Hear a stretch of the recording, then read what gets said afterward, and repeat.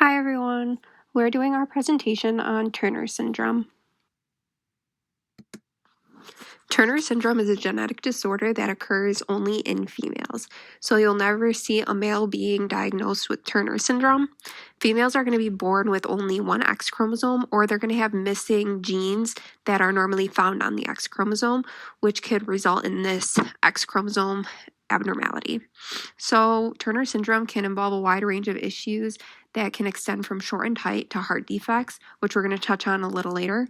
And unfortunately, this condition cannot be cured. There isn't a medication that you can take to cure it, and there isn't any treatment that can definitely get rid of the syndrome. So, as I mentioned earlier, Turner syndrome is a female disorder, so you're never going to see a male being born with this. So, it affects 1 in 2,000 to 2,000 born females, which is a relatively small number considering all of the females in the US. So, an estimated 70,000 females in the US are living with Turner syndrome. And this is actually the most common female sex chromosome abnormality that we know of. So, if there is a sex chromosome abnormality that someone is dealing with, it is highly likely that they are dealing with Turner syndrome. When diagnosing Turner syndrome, there's going to be some pretty prominent symptoms and characteristics that will allow us to identify a person with Turner syndrome. So, some would be facial characteristics, which could include downturning eyelids, low set and prominent ears, a smaller jaw, and high, narrow roof of mouth. Other characteristics could include neck webbing. The individual might be a little shorter than normal or than expected. They might have delayed puberty. They would have reduced fertility, which we're going to discuss in a few slides. They might have puffy hands and feet. They're going to likely have turned up nails and short roots of teeth. So in this graphic, you can see an individual who has been diagnosed with Turner syndrome. It says 45XO, which indicates that the individual is lacking a second X chromosome. So you can see here that she has a webbed neck, she has a shorter stature than normal, she has a high arched palate, which we mentioned earlier, and low set ears. She also displays a lower hairline, which is common to individuals diagnosed with Turner syndrome. In order to diagnose her, a karyotype has been used, which is displayed over here. So we can also see that she's going to have a shorter fourth and fifth metacarpal bone, and she has widely spaced nipples and lymphedema of hands and feet, which kind of is what we mentioned earlier with the swelled up hands and feet. So infertility can be common to women diagnosed with Turner syndrome as well, and that's described over here.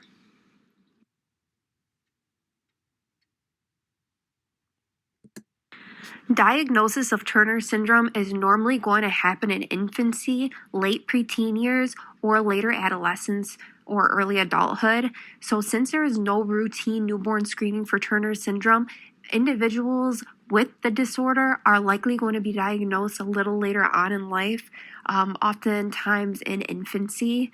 And that's like what I said earlier because there's no routine newborn screening for Turner syndrome. So Turner syndrome ends up being diagnosed with a genetic blood test called a karyotype, which you can see in this bottom left corner. And if Turner syndrome is suspected before birth, a maternal serum screening may be used so that Turner syndrome can be detected before birth. And in order to get a better picture of how Turner syndrome is diagnosed, here is a graphic of what a karyotype would look like. So as you can see here, you have all 23 chromosomes found in the human body. And this last chromosome, which is chromosome 23, our sex chromosomes, there is a missing X chromosome. So in this case, this individual, Turner syndrome, is lacking an X chromosome, so they only have one. And so Turner syndrome results. So most of the time, Turner syndrome is diagnosed through a karyotype, so it's really important to have this done if Turner syndrome is suspected in an individual.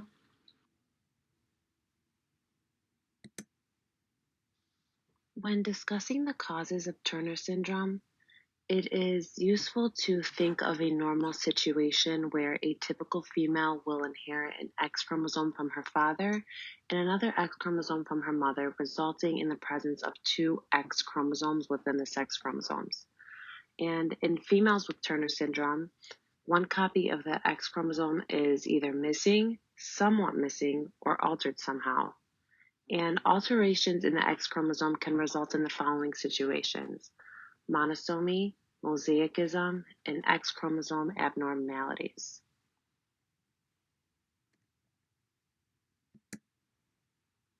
Situation of monosomy. This describes a typical scenario where an entire X chromosome is missing, and this can occur due to errors in either the mother's egg or the father's sperm. Approximately 50% of individuals with Turner syndrome have monosomy X, and this is identified when each cell in the body has only one copy of the X chromosome instead of the typical two.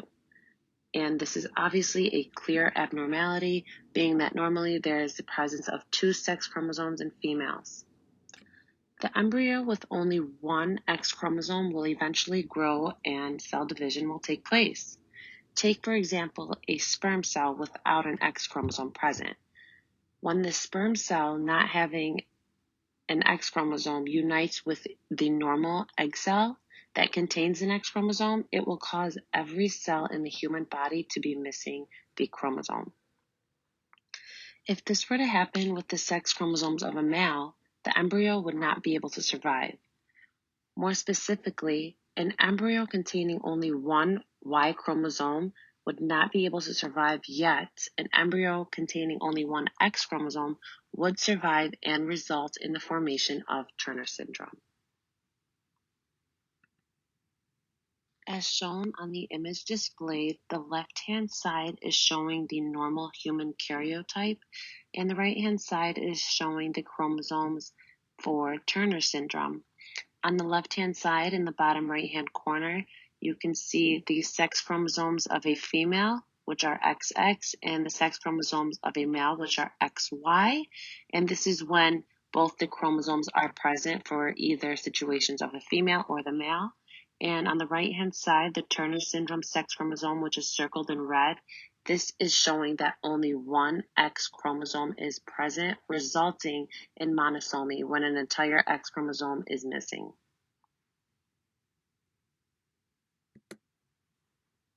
In the situation of mosaicism, it is identified when some cells have two complete copies of the X chromosome, while others have only one copy of the X chromosome. This occurs during early stages of development due to errors in cell division. Approximately 30% of females who have Turner syndrome are missing one X chromosome in only some of their cells and not all. So comparing this back to monosomy is when an entire X chromosome is missing, and mosaicism is only when some of the cells have only one X chromosome present and some of the cells have both X chromosomes present. In this case, individuals with this type of Turner syndrome will typically experience fewer related symptoms due to the fact that some of the cells are still normally developed with both X chromosomes present. In the picture above, you can see a normal fertilized egg going through normal mitosis, resulting in the two cells containing both X chromosomes. And the pink cells on the right-hand side are going to be the ones that only contain the single X chromosome, and the other cells have both X chromosomes. So this is a situation of mosaicism. When discussing X chromosome abnormalities, this is when parts of the X chromosome are missing, resulting in an abnormal structure. Turner syndrome occurs when there is a presence of a structurally abnormal or completely absent X chromosome. As shown in the picture above, significant portions of the X chromosome are deleted. You can see here by the dashed line that these will be the breaks in the chromosome, and this will then result in the deleted genetic material. This may result in the formation of a ring chromosome where fusion occurs prior to the loss of genetic material. So as you can see, this will obviously result in an abnormality within the chromosome, being that it is usually a linear structure and fusion will then turn it into a ring form.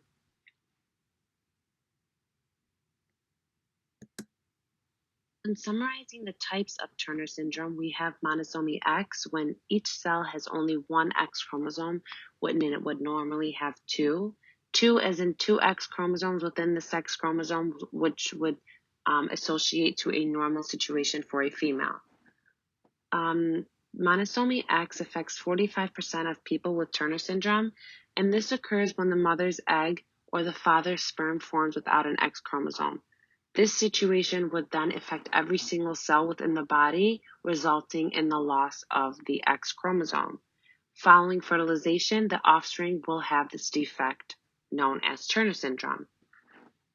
In the situation of mosaic Turner syndrome, also known as 45X mosaicism, this affects about 30% of Turner syndrome cases, and this is a situation where some cells have a pair of X chromosomes while other cells only have the one X chromosome. Inherited Turner syndrome is in rare instances. Babies will inherit Turner syndrome, and this is when the parent has the disease and the child inherits it.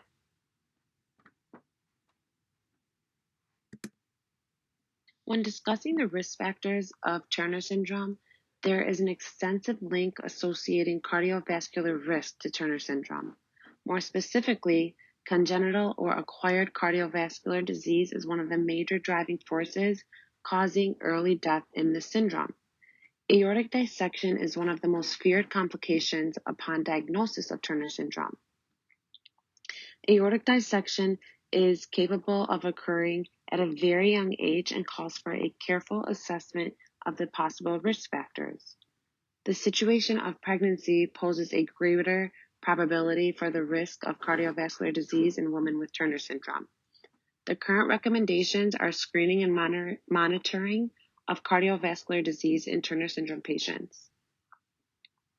Cardiovascular defects are present in up to 50% of the Turner syndrome population and are reported as the major cause of premature death.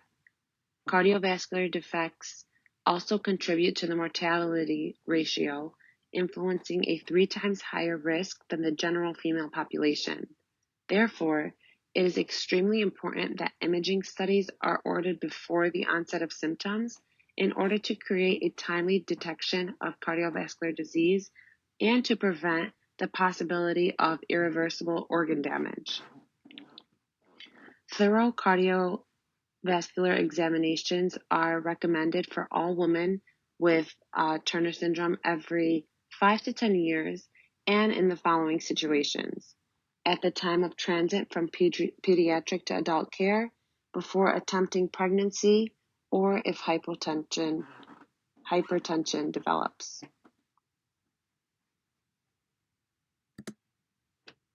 Recent studies have been implemented in order to validate the accuracy of facial technology to distinguish Turner syndrome from the general population and from Noonan syndrome.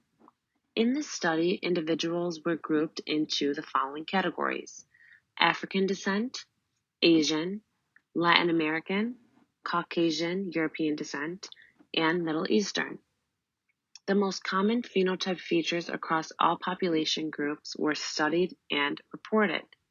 Short stature, about 86%, cubitus valgus, 76%, and low posterior hairline, about 70%. Turner syndrome versus the general population and Turner syndrome versus Noonan syndrome are the two facial analysis technology experiments that were conducted. Across all ethnicities, it was found that facial analysis was accurate when diagnosing Turner syndrome by observing frontal facial images being measured by the area under the curve. Consistent clinical findings from global populations with Turner syndrome prove that facial analysis technology can accurately distinguish Turner syndrome from the general population and Noonan syndrome.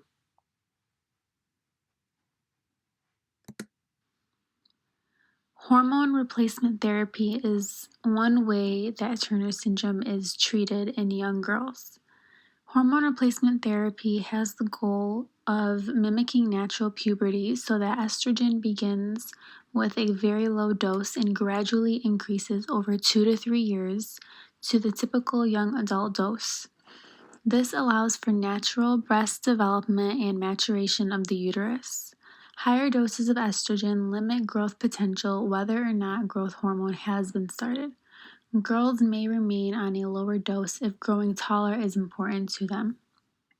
It is recommended to use a small patch that adheres to the skin on the abdomen so the estrogen may enter directly into the bloodstream. Before it is broken down by the liver, estrogen decreases the risk of blood clots, improves blood pressure control, results in better bone mass, and improves the effectiveness of growth hormone.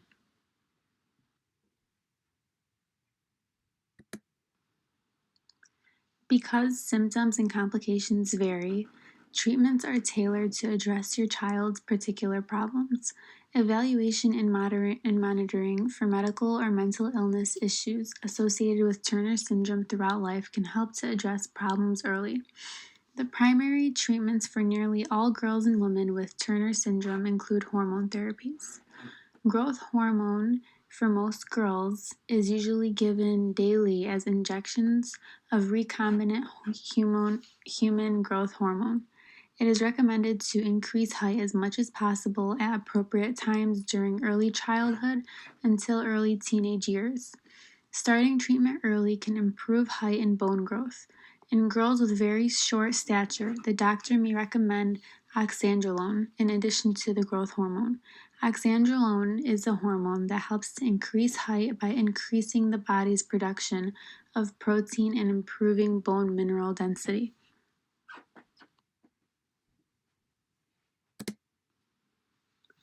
Another type of therapy that could be used to treat Turner syndrome is estrogen replacement therapy. Most girls with Turner syndrome need to start estrogen and related hormone therapy in order to begin puberty. Often, estrogen therapy is started around the age of 11 or 12 years old. Estrogen helps to promote breast development and improve the size or volume of the uterus. Estrogen helps with bone mineralization, and when used with growth hormone, it may also help with height. Estrogen replacement therapy usually continues throughout one's life until the average age of menopause has been reached. Progesterone therapy is also used in conjunction with estrogen replacement therapy. After 2 years of estrogen, girls are given progestin combined with estrogen in order to start a menstrual cycle, and it is taken 10 days per month.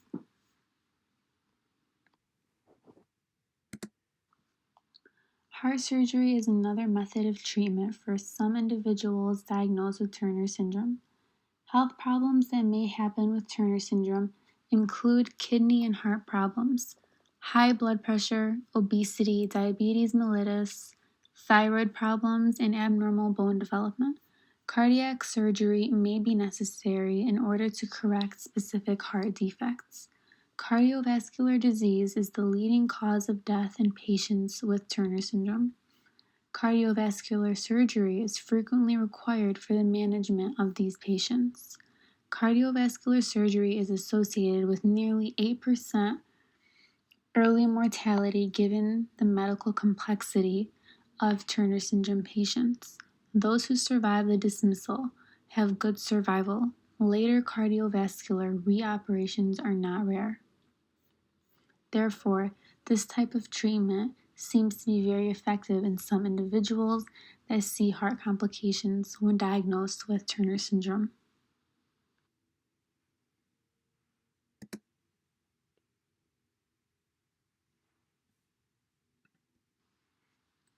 Not many women diagnosed with Turner syndrome can become pregnant without fertility treatment. Infertility is one of the most troubling aspects of Turner syndrome. Even with years of estrogen replacement therapy, it is rare for a woman with Turner syndrome to naturally conceive a child. This is because most women with Turner syndrome have accelerated loss of eggs contained in the ovary. Fortunately, there are many options available to help a woman with Turner syndrome start a family. The fertility options available for women with Turner syndrome are the same as those for women who have reproductive issues but do not have Turner syndrome. This includes unfertilized egg donations and in vitro fertilization. Egg fertilized donations include inserting an unfertilized egg from another woman into the fallopian tube. In vitro fertilization includes placing a fertilized egg into the uterus.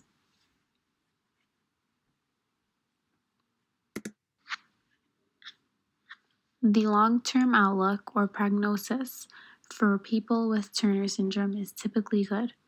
Life expectancy is slightly shorter than average, but may be improved by addressing and treating associated chronic illnesses such as obesity and hypertension. Regular checkups have shown substantial improvements in the quality and length of life for women living with Turner syndrome. While almost all women are infertile, pregnancy with donor eggs and assisted reproductive technology is possible. Even with growth hormone therapy, most affected people are shorter than average.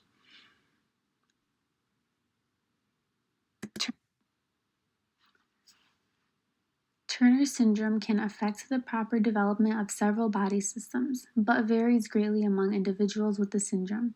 Complications that can occur include the following: heart problems. Many infants with Turner syndrome are born with heart defects or even slight abnormalities in heart structure that increase their risk of serious complications. Heart defects often include problems with the aorta. The aorta is the large blood vessel that branches off of the heart and delivers oxygen-rich blood to the body. High blood pressure is another complication. Women with Turner syndrome have an increased risk of high blood pressure. This is a condition that increases the risk of developing diseases of the heart and blood vessels. Hearing loss. Hearing loss is common with Turner syndrome. In some cases, this is due to the gradual loss of nerve function. An increased risk of frequent middle ear infections may also result in hearing loss. Vision problems. Girls with Turner syndrome have an increased risk of weak muscle control of eye movements. This is known as strabismus. They also have nearsightedness and other vision problems. Kidney problems. Girls with Turner syndrome may have some malformation of the kidneys. Although these abnormalities generally do not cause any medical problems, they may increase the risk of high blood pressure and urinary tract infections. Autoimmune disorders. Girls and women with Turner syndrome have an increased risk of an underactive thyroid. This is known as hypothyroidism. This is due to the autoimmune disorder known as Hashimoto's thyroiditis. They also have an increased risk of diabetes. Some women with Turner syndrome have gluten intolerance. This is known as celiac disease. They also might have an inflammatory bowel disease. Skeletal problems. Problems with the growth and development of bones increase the risk of abnormal curvature of the spine. This condition is known as scoliosis. And forward rounding of the upper back, which is known as kyphosis. Women with Turner syndrome are also at increased risk of developing weak, brittle bones. This is known as osteoporosis. Learning disabilities. Girls and women with Turner syndrome usually have normal intelligence. However, there is an increased risk of learning disabilities, particularly with learning that involves spatial concepts, math, memory, and attention. Mental health issues.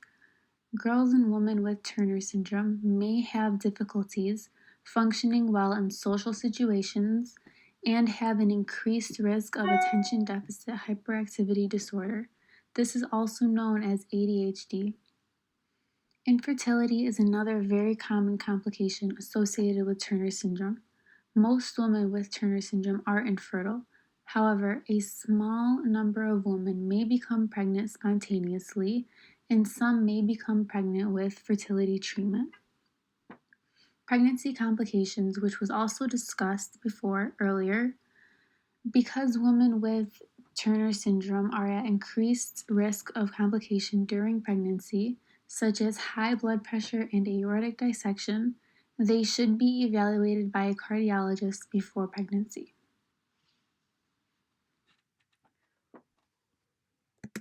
For our case study patient, for the patient's family medical history, due to family history not usually having an impact on an individual being diagnosed with Turner syndrome, the mother and father appear to have normal family medical history. Nothing out of the norm is reported. And the patient also has two siblings with no known disabilities or genetic mutations. Now, for the patient presented to her primary care physician with what her parents thought was delayed puberty. The patient had just turned 14 years old and she's approximately 4 feet 6 inches and has not yet begun her menstrual cycle. Based on her physical examination, the doctor took note of her small jaw and down-turning eyelids. The patient also appeared to have puffy hands and feet. Also, there was no known genetic mutations or autoimmune disabilities that have been diagnosed at this point.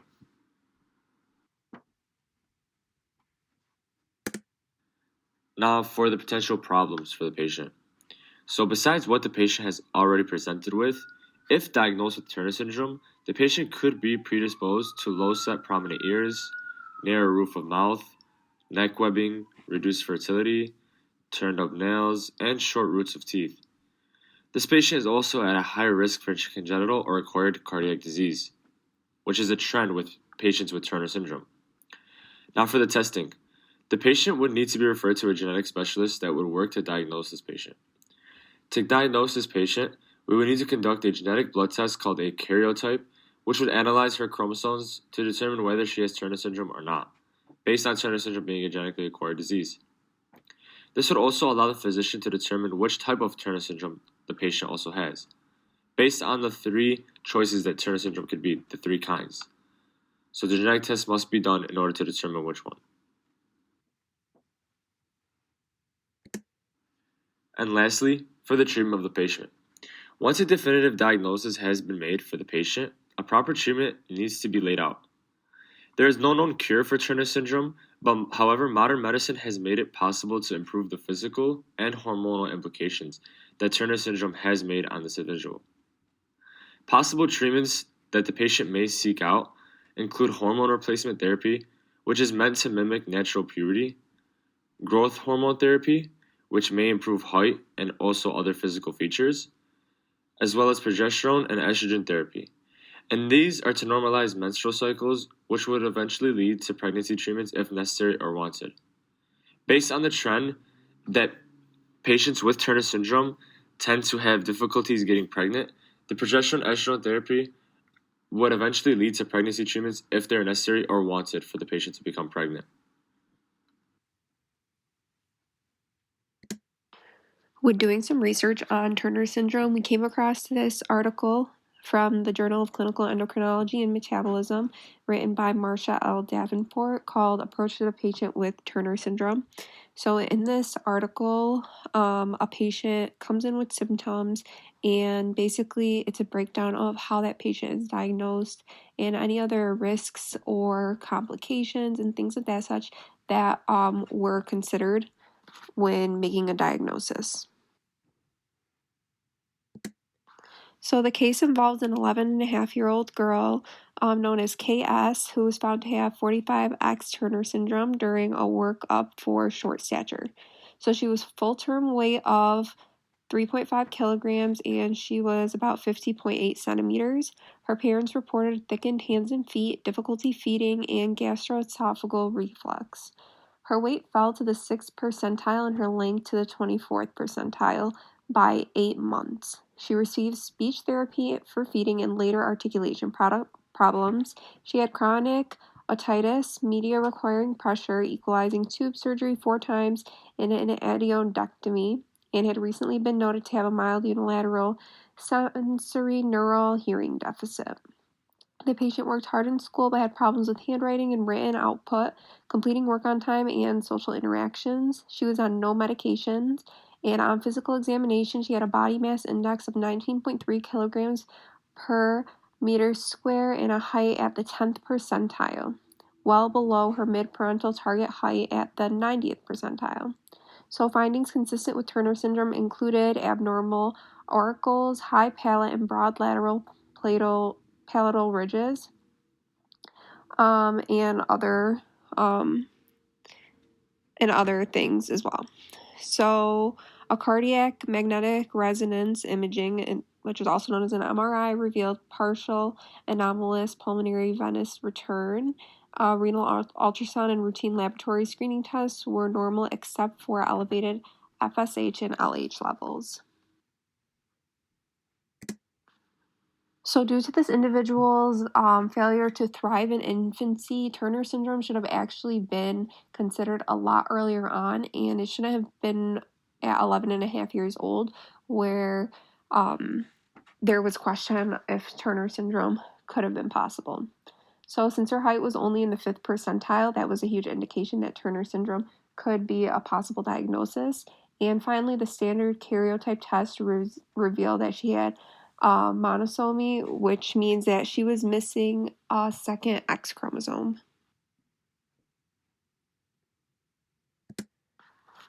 So doctors were able to predict that this patient would have a normal adult stature of about 61 inches without any growth hormone therapy. So the family decided to continue with growth hormone therapy because they feared that the individual might not grow to normal height. So they wanted to make sure that she could have at least some normalcy if possible. And so at 12 years old, a low dose estrogen therapy was also started for the patient.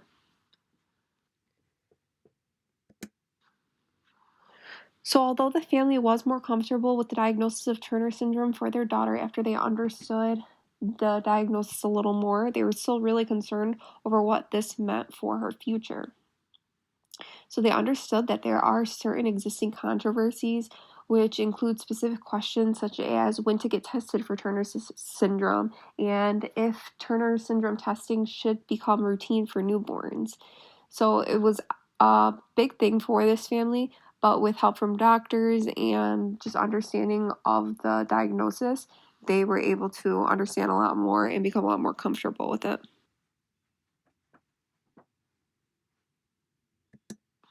So another piece of relevant research comes from the Archives of Disease in Childhood called Growth Curve for Girls with Turner Syndrome. It's written by A.J. Lyon, M.A. Priest, and D.B. Grant. So they discuss methods for being able to predict the height of individuals diagnosed with Turner syndrome at earlier stages in life. So they use certain models, which we'll touch on in a moment, to predict height. And they compared that to individuals of normal height that have not been diagnosed with Turner syndrome. So there are some big concerns regarding patients with Turner syndrome, and one being that parents become very concerned with the height that their daughter will grow to. Turner syndrome is synonymous with shortened stature, so parents become very concerned with that, and they often want a prediction of how tall their child will be, so that they know if they should be using a growth hormone therapy. So the people who wrote this article use published data charts to make reasonable predictions on the heights of what an individual will be if they have been diagnosed with Turner syndrome. So here's a graphic, and it shows the mean height at different ages calculated from published data on patients with Turner syndrome, plotted on a growth chart for normal girls. So as you can see, the more faint lines are normal girls' heights compared to the more solid lines, which obviously are lower on the graph, indicating lesser height, are for those of girls with Turner syndrome.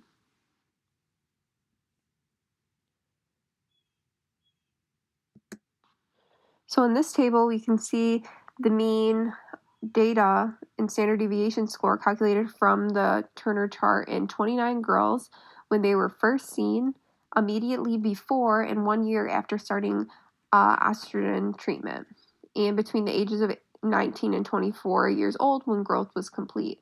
So as you can see here, we have our data and standard deviation scores for this.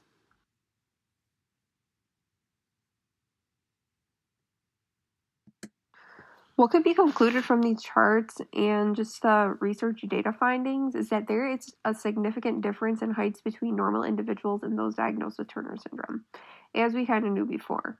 So, unfortunately, the data that was predicted was not always accurate to predict the heights of adult females with Turner syndrome.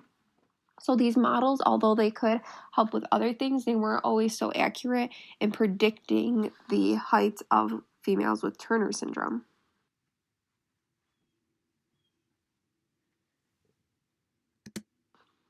So in this, we have all of our final citations for everything that we use in our presentation, and we're glad that everyone was able to listen and hear what we had to say about Turner syndrome. Thank you guys.